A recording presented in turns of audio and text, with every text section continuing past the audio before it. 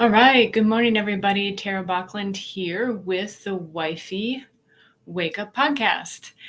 And I have a very special topic for you today. Well, they're all special, but some really hit home, and some I just feel like, oh, there's a lot of goodies in here. And first of all, I want to say thank you. We've gone over 100 subscribers, which is definitely a great milestone.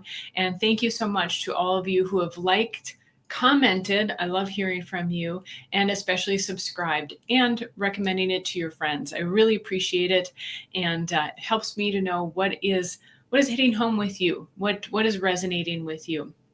So let's keep that going. Today is, I want to prepare a extra special topic in commemoration and to celebrate over 100 subscribers. And this is one that I've had in the works for a while. And so today is the day. So I'm going to share with you why I didn't want to be a woman when I grew up. When I grew up. And obviously, I think you can tell that I settled that debate within myself. But I'm going to share a little bit what that was about. So first of all, what I mean more specifically is I had a vision of a woman, and is that image of a woman that I did not want to become. And as a child, we only really know what we can become by the examples that we have around us. And so my examples were not great examples of women. And by the way, I'm sharing this on my other channels as well, because it's not just related to dating, relationships. This is really about also your own self-image, your own health and relationship with self. So I hope those of you who join in on the Tara Bachland side of things, not just the wifey school, enjoy this as well.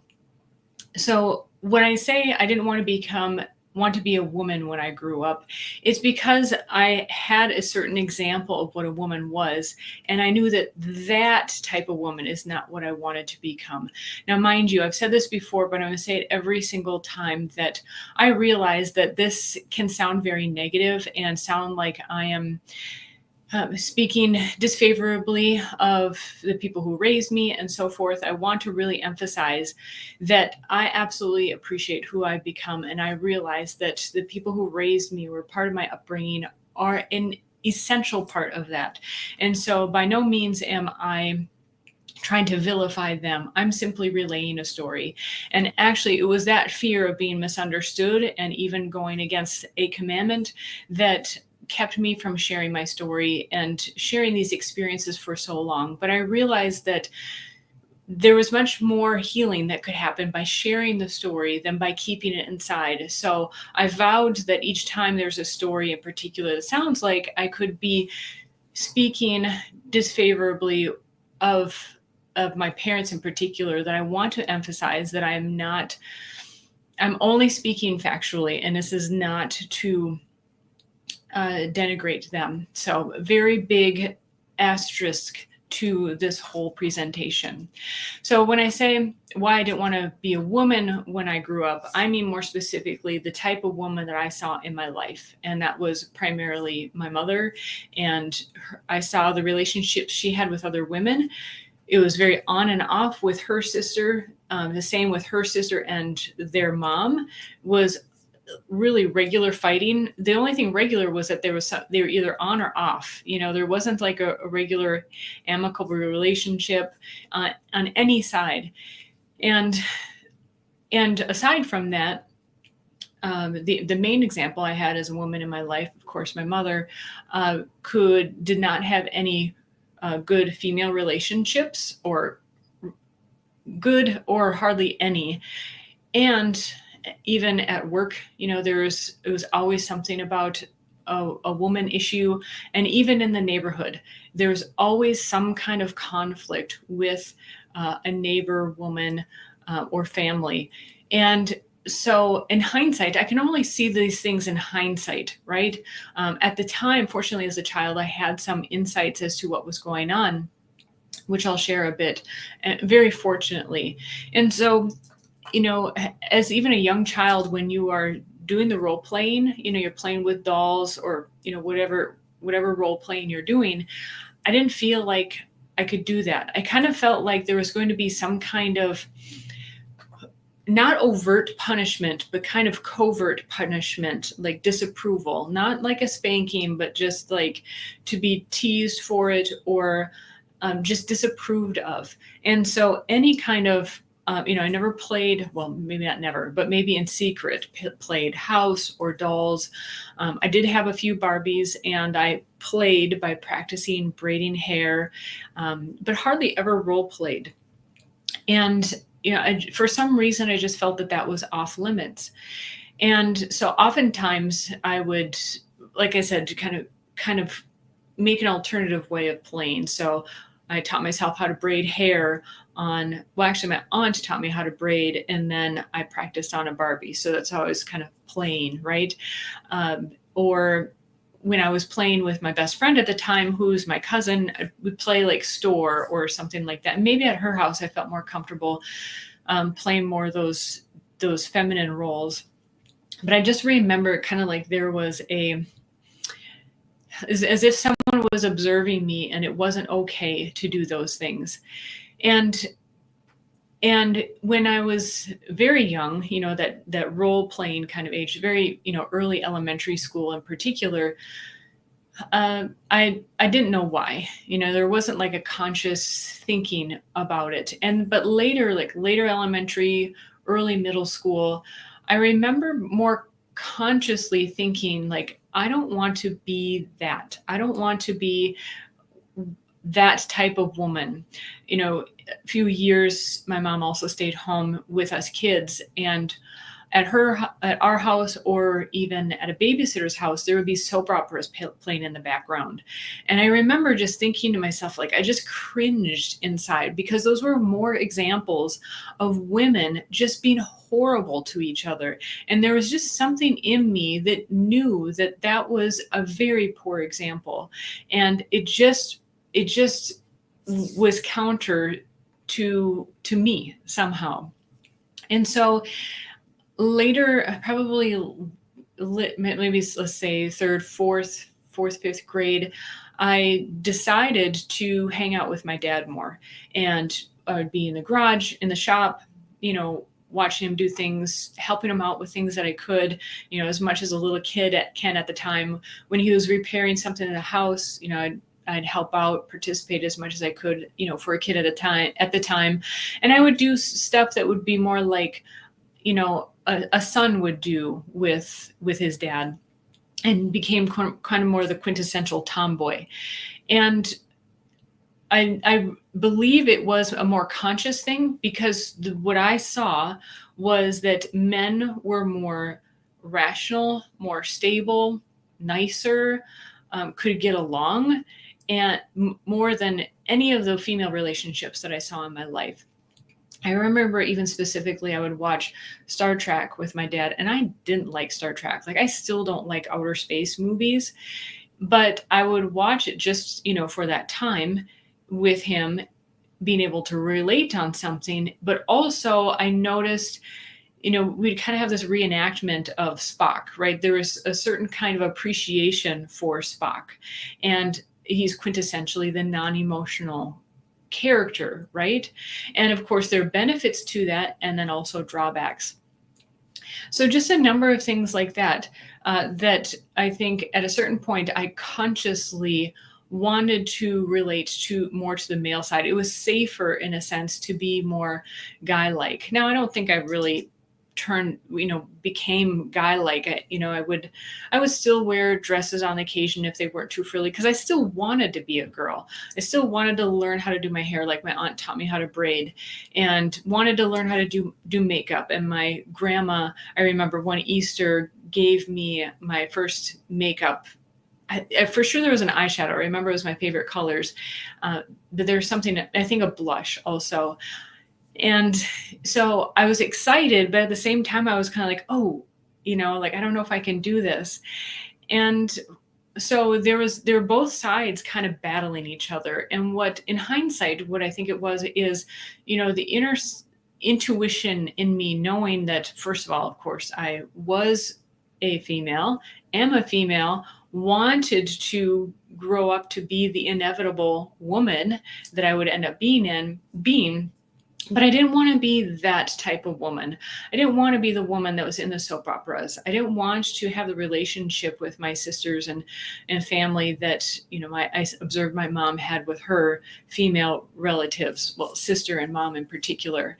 And so it was challenging because I saw more of what I didn't want. And I didn't know at the time how I could model the contrary of the feminine rather than the contrary being the male. And so I took it as, at that young age, well, if I don't want to be that, I need to be more male-like. And fortunately, I would say nature kind of blossomed. I mean, it's just the perfect analogy too. Nature blossomed within me as, of course, I was blossoming as a young lady and a woman. And those natural instincts came through. They were just kind of undeniable. And what happened as an example, when I got my first period, it was the day that I was going to learn how to water ski. And it was planned. Like, okay, we're going to do this. And my mom was like, well, do you know what to do? And I was like, yeah, I know what to do. I had gotten a kit from a sex ed class and did what needed to be done. And so it was just like the womanhood in any way was kind of distanced. It was more, I'll keep going and you'll get the point as well. So even though I had a few boyfriends when I still lived at home, even in that maybe 3-4 years of having a couple of boyfriends, I don't recall there being much talk about it. And any talk even before that about boyfriends was really brought up in the context of teasing, of joking.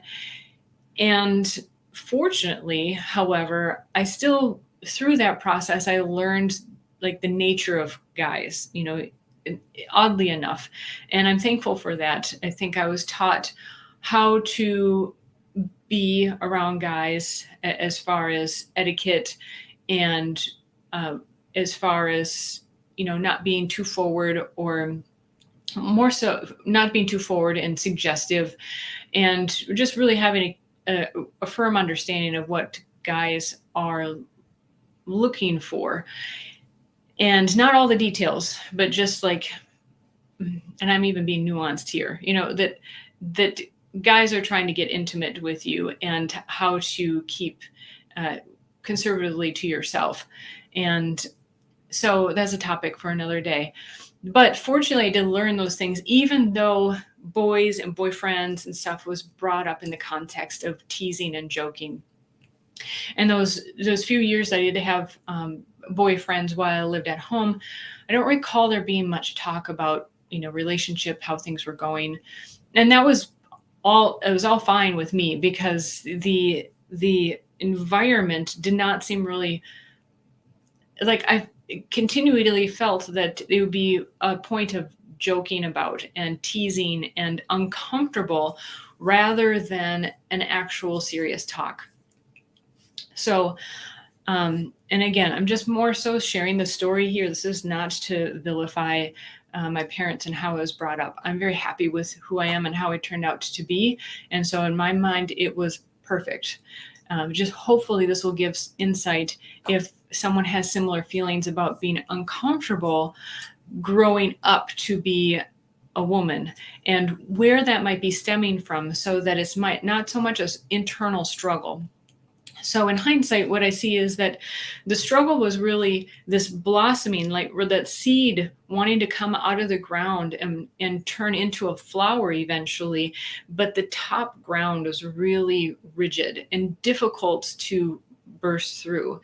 And what I ended up doing is kind of secretly making my way through, right? Like that seedling that makes, instead of, it can't bust through the cement, but maybe it takes a different route and then comes up through a crack somewhere. And I think something like that happened with and for me.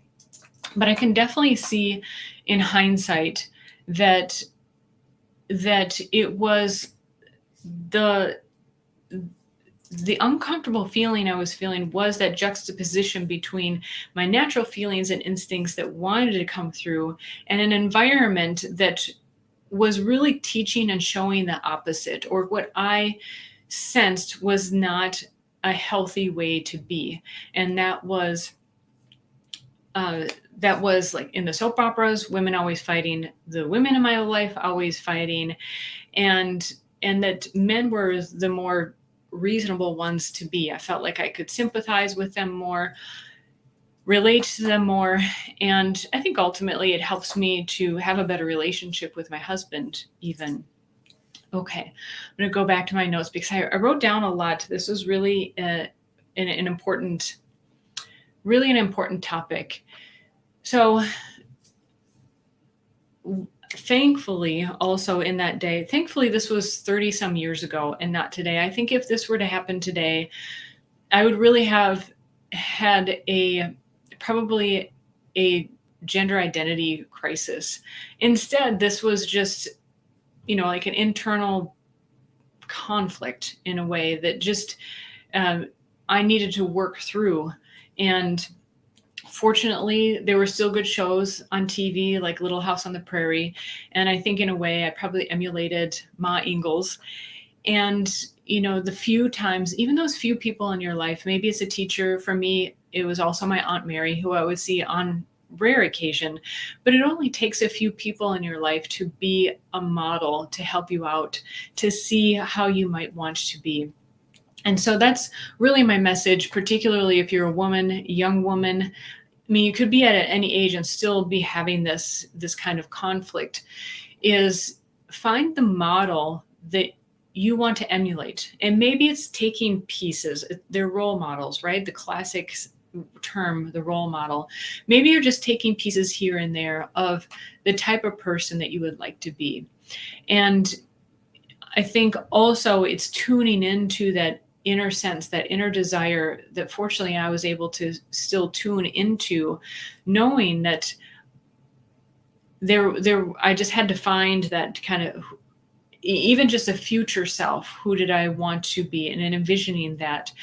And taking those bits and pieces, imagine, even if it's an imaginary woman, or maybe for me, it was even Ma Ingalls. Imagine what her values were. Imagine what her hobbies were. I don't know if Ma Ingalls really had time for hobbies, but what did she strive for? Who were her friends, and how was she with family, and just how did she dress, or how, in your imaginary mind, what you're creating as your role model, what does her dress say about her? How does she treat other people, and whether it's friends, family, or maybe a stranger like wait staff?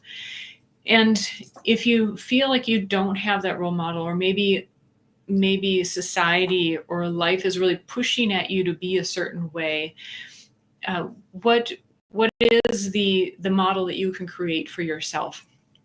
I didn't write this down, but I'll add this in my notes.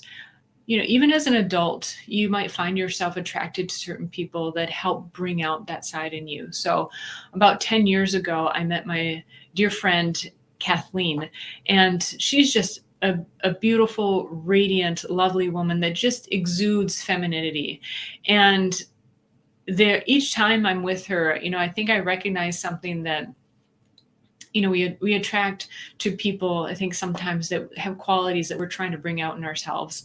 And I think there's something about me that just loves and appreciates that about her, that she can just unabashedly be feminine. And it just is such a beautiful example for me, and an excuse in some ways too, when we're together, to help bring that out in myself even more. And most of all, also, I want to emphasize here at the end, again, by no means am I speaking poorly of my parents, my upbringing. I'm very happy with who I am. I think actually these experiences have added to me, first of all, to be able to even share these experiences, but I think it also helps me to understand men better and sympathize with them more. And I have qualities, because I spent time with my dad, that I can understand mechanics better than Well, it's not even better than I can understand a lot about mechanics. It helps me to relate to my husband, who runs a very mechanical business in precision machining and molding, and now in micro as well, micro parts.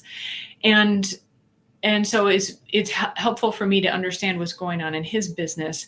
Also, because I spent those early years wanting to learn how to shoot a gun or go out hunting with my dad, which in hindsight I think was more about quality time than actual hunting.